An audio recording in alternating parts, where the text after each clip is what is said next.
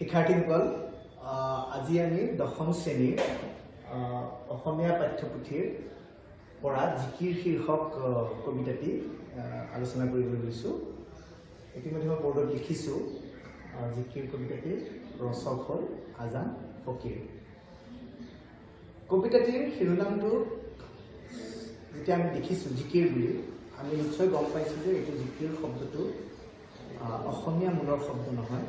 আচলতে এই শব্দটো আৰবী শব্দ জিকিৰ অৰ্থাৎ জিক্ৰ মানে ঈশ্বৰৰ স্মৰণ কৰা, ঈশ্বৰ বা আল্লাহক স্মৰণ কৰা ইয়াৰ অৰ্থ। গতিকে আমি ইয়াৰ অৰ্থৰ পৰা বুজিব পাৰোঁ যে নিশ্চয় এই কবিতাটি এক আধ্যাত্মিক ভাৱৰ কবিতা। গতিকে আহাচোন আমি পাঠৰ মাজলৈ যাওঁ। কি কৈছে কবিয়ে? ৰহমৰ গিৰিহত তুমি আল্লাহ চাহাবৈ যদি কৰা দৰিয়াৰ পাৰ। কবিয়ে বা ৰচকজনে আজান ফকীৰে ঈশ্বৰ বা আল্লাহ ৰহমৰ গিৰিহত বুলি কৈছে, অৰ্থাৎ দয়াৰ সাগৰ বা দয়াৰ স্বামী বুলি কৈছে, বা কৃপাৰ স্বামী, কৃপা কৰাৰ গৰাকী বুলি কৈছে, কৃপাৰ গৰাকী বুলি কৈছে। গতিকে তেওঁ কোৱা মতে তেওঁ আল্লাহক চাহাব বুলি সম্বোধন কৰিছে। চাহাব বুলি সম্বোধন কৰি ক'ব বিচাৰিছে যে আপোনাৰ কৃপা হ'লেহে মই এই পৃথিৱীৰ মায়ামোহৰ জালৰ পৰা নিজকে পৰিত্ৰাণ বা নিজকে মুক্ত কৰিব পাৰিম। চিন্তু হেৰা মোৰ মন আল্লাহৰে পাওঁ, আল্লাহৰ নামত ভজু হেৰা মোৰ মন গুৰুৰে পাওঁ। একচুৱেলি তেওঁ ঈশ্বৰক বা আল্লাহক গুৰু বা পৰম ঈশ্বৰ বুলি জ্ঞান কৰি তেখেতৰ নাম স্মৰণ কৰি আৰু তেখেতৰ নাম স্মৰণৰ জৰিয়তে নিজৰ জীৱনৰ সাৰ্থকতা বিচাৰিবলৈ চেষ্টা কৰিছে। তেওঁ অনবৰতে ঈশ্বৰ চিন্তা বা ঈশ্বৰক স্মৰণ কৰি তেওঁৰ হৃদয়ে শান্তি পায়। আৰু আচলতে আমি ঈশ্বৰক স্মৰণ কৰাটো অতি দৰকাৰী। পানী মৰে পিয়াহত অগ্নি মৰে জাৰত, সুদাৰচু লুকাই আছে মুমিনৰ আঁৰত। আচলতে ক'ব গ'লে এই কবিতাটিৰ মূল অৰ্থ এই দুটা শাৰীতেই লুকাই আছে। আমি পৃথিৱীত জন্ম লাভ কৰি বিভিন্ন সম্বন্ধীয় বা বিভিন্ন পাৰ্থিৱ সুখ ভোগত নিজকে ইমান নিমজ্জিত কৰি দিওঁ, ইমান মগ্ন হৈ যাওঁ যে আমি ঈশ্বৰক স্মৰণ কৰিবলৈ সময় নাপাওঁ বা পাহৰি যাওঁ। ঈশ্বৰ বিমুখতা বা হৰি বিমুখতা এটা আমাৰ মাজত প্ৰবল হৈ উঠে। আমি পাৰ্থিৱ সুখ ভোগত নিজকে ইমানে বেছি আপোন পহৰা কৰি দিওঁ যে আমি ঈশ্বৰৰ কথা চিন্তা কৰিবলৈ পাহৰি যাওঁ। গতিকে এই বাক্যশাৰী বা এই জিকিৰ ফাঁকি এই কথাটো প্ৰবলভাৱে ফুটি উঠিছে যে ঈশ্বৰক বিচাৰি আমি কোনো ঠাইলৈ গৈ হাবাথুৰি খোৱাৰ কোনো প্ৰয়োজন নাই। হাবাথুৰি খাই কোনো ঠাইলৈ তেওঁক বিচাৰি ফুৰাৰ কোনো প্ৰয়োজন নাই। আমি যদি চেষ্টা কৰোঁ, আমি যদি অকণমান ভাবোঁ, ঈশ্বৰক আমি আমাৰ মনৰ মাজতে বিচাৰি পাওঁ। সেয়ে কৈছে যে পানী মৰে পিয়াহত অগ্নি মৰে জালত, সুদাৰচু লুকাই আছে মুমিনৰ আঁৰত।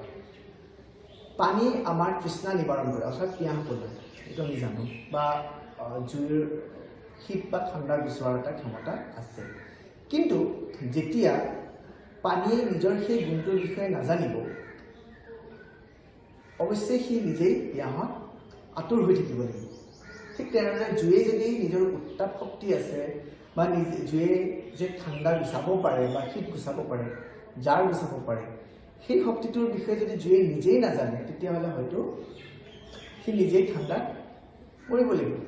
গতিকে ঈশ্বৰ যে আমাৰ আত্মাৰ মাজতেই নিহিত হৈ আছে, আমাৰ ভিতৰতেই যে সোমাই আছে, সেই কথাটো আমি উপলব্ধি কৰিব নোৱাৰোঁ। তাৰ বাবে আমি কি কৰোঁ? বাহিৰত বাহ্যিক জগতত আমি ঈশ্বৰক বিচাৰি মৰোঁ।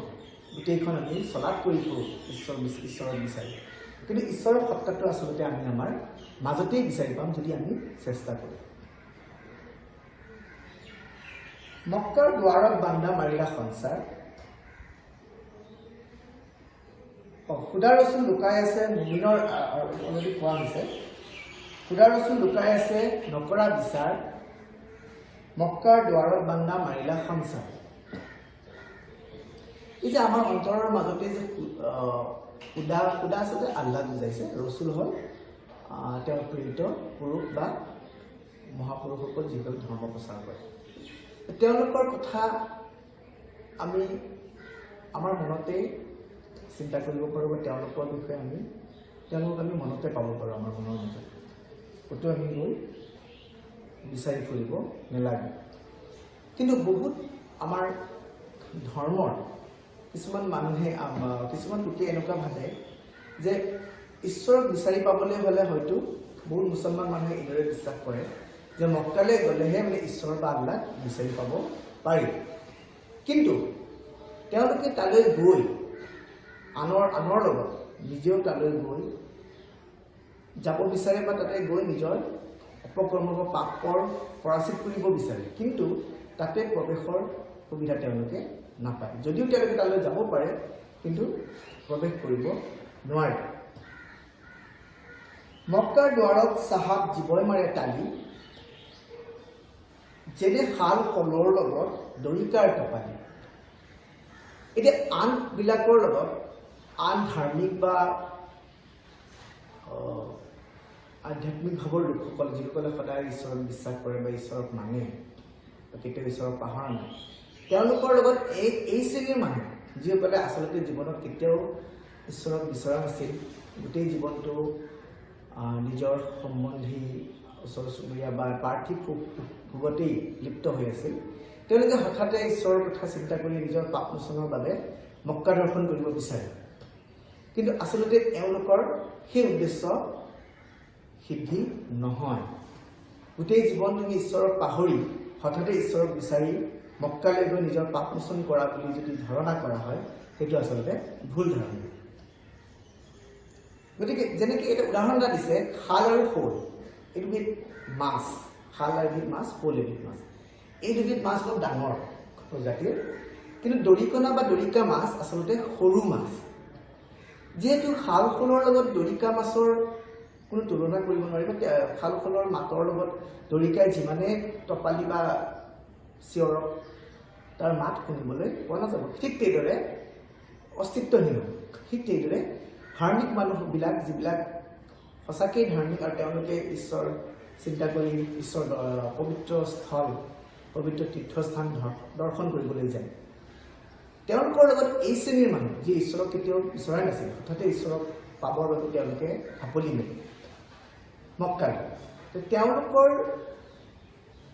তুলনা সেইসকলৰ লগত কৰিব নোৱাৰি। গতিকে তেওঁলোকৰ আস্থা বা ধৰ্মৰ লগত এওঁলোকৰ আস্থা বা ধৰ্মৰ তুলনা কৰিব নোৱাৰি।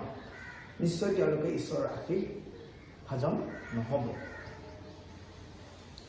মক্কাৰ দুৱাৰত চাহাব নিৰ্বিধিৰ ঘাট বেহাব নোৱাৰে তাত মায়াই ভেটে বাট। কবিয়ে অৰ্থাৎ ৰচক আজান ফকীৰে মক্কাক ত্ৰিবেণীৰ ঘাটৰ লগত তুলনা কৰিছে। ত্ৰিবেণী আছিলে ত্ৰিবেণী, বাৰাণসী বা এলাহাবাদৰ যিটো ত্ৰিবেণী সংগম, গংগা সৰস্বতী আৰু যমুনা নদীৰ যিটো সংগমস্থলী, মিটিং পইণ্ট, এইটো এক পবিত্ৰ স্থান বুলি গণ্য কৰা হয়। হিন্দু শাস্ত্ৰ মতে ইয়াক এক পবিত্ৰ স্থান বুলি গণ্য কৰা হয়। ঠিক তেনেদৰে মক্কাও এক মুছলমানসকলৰ বাবে এক পবিত্ৰ তীৰ্থস্থান। গতিকে এই ত্ৰিবেণীৰ ঘাট আৰু ত্ৰিবেণীৰ ঘাট, এই পবিত্ৰ স্থানত যেতিয়া মানুহে ঈশ্বৰক বিচাৰি তালৈ যাব বা যায়, সকলোৱে কিন্তু সমানে পুণ্য লাভ কৰিব নোৱাৰে। অৰ্থাৎ এই শ্ৰেণীৰ মানুহ, যি শ্ৰেণীৰ মানুহে কবিয়ে বাৰে বাৰে ক'ব বিচাৰিছে, যিসকলে গোটেই জীৱনটো ঈশ্বৰক পাহৰি কেৱল মাত্ৰ নিজৰ সুখ ভোগতেই লিপ্ত হৈ আছিলে বা মায়াৰ জালত আবদ্ধ হৈ আছিলে, তেওঁলোকে ঈশ্বৰক মক্কা দৰ্শন কৰিলেই যে পাব তেনে কথা নহয়। অৰ্থাৎ তেওঁলোকৰ মায়ামোহে তেওঁলোকক সদায় এটা বাট ভেটে, মানে অৰ্থাৎ তেওঁলোকৰ ঈশ্বৰ আৰু তেওঁলোকৰ মাজত এক প্ৰতিবন্ধকতাৰ সৃষ্টি কৰে, যাৰ কাৰণে তেওঁলোকে ঈশ্বৰক পাহৰি নিজৰ মাজতে নিমজ্জ হৈ থাকে। যদিও তেওঁলোকে এই পবিত্ৰ ত্ৰিবেণী দৰ্শন কৰে, কিন্তু তেওঁলোকে ঈশ্বৰক পাব নোৱাৰে, দেখাব নোৱাৰে, অৰ্থাৎ তেওঁলোকে নিজৰ উদ্দেশ্য সফল কৰিব, ঈশ্বৰক পোৱাৰ যিটো প্ৰাপ্তিৰ যিটো উদ্দেশ্য সেইটো সফল তেওঁলোকৰ নহয়। আসমানৰ কুতুব তৰা আদমৰ জাত, সজাত মইনা আছে ঘনে লগাই মাত। আসমান হ'ল আকাশ, আকাশৰ সৌন্দৰ্য আচলতে তৰাবোৰ। গতিকে পৃথিৱীৰ সৌন্দৰ্য ঈশ্বৰে জীৱশ্ৰেষ্ঠ মানুহৰ মাজত ৰাখিছে। গতিকে মানুহে যে যিদৰে আকাশৰ তিৰিৰে থকা তৰাবোৰে আকাশখনৰ সৌন্দৰ্য বঢ়ায়, সেই পৃথিৱীখনৰ সৌন্দৰ্য আচলতে ধাৰ্মিক শ্ৰেষ্ঠ মানুহসকল। গতিকে আমি যদি নিজৰ কৰ্ম, নিজৰ ধৰ্ম সঠিকভাৱে পালন কৰিব নোৱাৰোঁ, যি উদ্দেশ্যত পৃথিৱীত আমি আহিছোঁ, কেৱল মাত্ৰ আমি নিজৰ মাজতেই যদি আবদ্ধ হৈ থাকোঁ, নিজৰ স্বাৰ্থ, নিজৰ সুখ, নিজৰ আপোনসকলৰ মাজতেই যদি নিবদ্ধ হৈ থাকোঁ, আমাৰ কৰ্ম সঠিক নহ'ব। গতিকে কবিয়ে কোৱা মতে বা ৰচকজনে কোৱা মতে আচলতে আমি জীৱশ্ৰেষ্ঠ হিচাপে নিজকে প্ৰতিপন্ন কৰিব লাগিব। আৰু তেওঁ বাৰে বাৰে সোঁৱৰাইছিল, সজাত মইনা আছে ঘনে লগাই মাত। আচলতে সজা বুলি তেওঁ মানুহৰ দেহাটোক বুজাইছে। মানুহৰ দেহাটো এটা কেজ বুলি কৈছে। সজাৰ ইংলিছ ফৰ্মটো হ'ল কেজ, পিঞ্জৰাটো, য'ত হয়তো মানুহৰ আত্মাৰূপী মইনা আচলতে এটা চৰাই হয়, কিন্তু আত্মাক মইনাৰ লগত, জীৱ বুলি যিটো কয়, আমাৰ মাজত যিটো জীৱ আছে বা আত্মা আছে, যিটো ঈশ্বৰৰ ৰূপ বুলি কোৱা হয়, এই ঈশ্বৰৰ ৰূপ আত্মাৰূপী ঈশ্বৰৰ যিটো ৰূপ, সেইটো আমাৰ এই দেহৰ বডিৰ যিটো সজাৰ মাজত আবদ্ধ হৈ আছে। আৰু এই আত্মাই আমাক ঘনে ঘনে স্মৰণ পেলাই, মনত পেলাই দিয়ে যে আচলতে এই আত্মা অস্থিৰ, এই আত্মা চিৰস্থায়ী নহয়, আমাৰ লগত সদায় নাথাকে। এদিন হ'লেও এই সজাৰূপী দেহৰ পৰা এই আত্মা ওলাই যাব, আৰু তেতিয়া আমি আৰু নিজকে জীৱন্ত বুলি ক'ব নোৱাৰিম। গতিকে আমি যেতিয়ালৈকে ঈশ্বৰৰ সত্তা আত্মা আমাৰ দেহৰ মাজত আছে, তেতিয়ালৈকে আমি নিজকে জীৱন্ত বুলি ক'ব পাৰোঁ। সজাৰ মইনাটিৰ অনেক যুগুটি, দেও মাৰি পাৰ হ'লে এৰিলে পিৰিতি। অৰ্থাৎ যিদিনাই এই সজাৰ পৰা মইনাৰূপী আত্মাই এই সজা ত্যাগ কৰিব, অৰ্থাৎ আমাৰ দেহ ত্যাগ কৰিব, তেতিয়াই এই যি সম্পৰ্ক, আত্মা আৰু দেহৰ যি সম্বন্ধ বা সম্পৰ্ক, সেইটো বিচ্ছিন্ন হৈ যাব। আৰু তেতিয়া আমাৰ দেহাটো জীৱহীন হৈ পৰিব, অৰ্থাৎ মৃত বুলি কোৱা হয়। যিদৰে এটা সজাত মইনা বান্ধি থ'লে, মইনা চৰাইটো বান্ধি থ'লে ই ওলাই যোৱাৰ বাবে অহৰহ চেষ্টা কৰে, ঠিক তেনেদৰে আমাৰ দেহৰ ভিতৰত থকা আত্মাৰূপী যিটো ঈশ্বৰৰ সত্তা, সিও এদিন হ'লেও এদিন যোৱাৰ প্ৰচেষ্টা থাকেই, যাবই ওলাই। গতিকে এইটো চিৰসত্য। গতিকে মইনা যেতিয়ালৈ সজাৰ পৰা ওলাই যোৱাৰ পিছত আৰু পুনৰাই উভতি নাহে, ঠিক তেনেদৰে এবাৰ দেহৰ পৰা ওলাই যোৱা আত্মা পুনৰ নাহে। আত্মা অজৰ অমৰ, গতিকে আত্মা ওলাই গৈ পুনৰ পৰমাত্মাৰ লগত মিলিত হ'ব।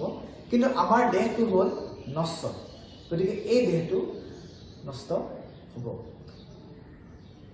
দেওমাৰি পাৰ হৈ জীৱ আছে চাই, চোৱা জীৱসকল ভেদৰে বিলায়। ৰচকজনৰ মতে আচলতে যিদৰে সজাৰ পৰা মইনা ওলাই গৈ সজাটোৰ পিনে চাই তৃপ্তি লাভ কৰে, আনন্দ লাভ কৰে যে এদিন মই এই সজাত বন্ধ হৈ আছিলোঁ আৰু আজি মই মুক্ত, ঠিক তেনেদৰে দেহৰূপী সজাৰ পৰা, মানুহৰ বডিৰ পৰা যেতিয়া আত্মাৰূপী, জীৱৰূপী ঈশ্বৰৰ সত্তা ওলাই গৈ আঁতৰৰ পৰা মানুহৰ ভেল, আচলতে ডেড বডি যিটো কয় ভেল, শটোৰ যিটো দুৰ্দশা, সেইটো চাই তৃপ্তি লাভ কৰে। আচলতে আত্মাবিহীন দেহৰ কোনো মূল্য নাই। যেতিয়ালৈ জীৱৰ দেহত আত্মা থাকে, তেতিয়ালৈ জীৱৰ মূল্য আছে। কিন্তু সেই আত্মা যিদিনাই এই দেহৰ পৰা ওলাই যায়, তাৰপিছত সেই ভেল অৰ্থাৎ মৰাশৰ কোনো মূল্য নাথাকে। গতিকে কবিতাটো এইখিনিতে শেষ হৈছে। কবিতাটোৰ মূল সাৰ কথাটো আমি এইখিনিয়ে গম পালোঁ যে পৃথিৱীত যিহেতু আমি মানুহ ৰূপে জন্ম লৈছোঁ, গতিকে কেৱল নিজৰ সুখ বিলাস বা মায়াত আবদ্ধ নাথাকি আমি সকলো সময়তে ঈশ্বৰ চিন্তা বা ঈশ্বৰক স্মৰণ কৰাটো নিতান্তই আৱশ্যকীয়। ঈশ্বৰ বিমুখতা এটা পাপ, গতিকে ইয়াক আমি কেতিয়াও কৰা এইটো অনুচিত। যিমান পাৰোঁ আমি কৰ্মৰ মাজত ভাল কৰ্ম, শুদ্ধ কৰ্ম, পবিত্ৰ অন্তৰেৰে আমি নিত্য নৈমিত্তিক কৰ্ম কৰিব লাগে আৰু সদায় ঈশ্বৰক স্মৰণ কৰিব লাগে। ঈশ্বৰক স্মৰণ কৰাটোৱে হ'ল এই কবিতাটিৰ যিটো শিৰোনাম তাৰ অৰ্থ। গতিকে আশা কৰিছোঁ তোমালোকে বুজিব পাৰিছা। ধন্যবাদ।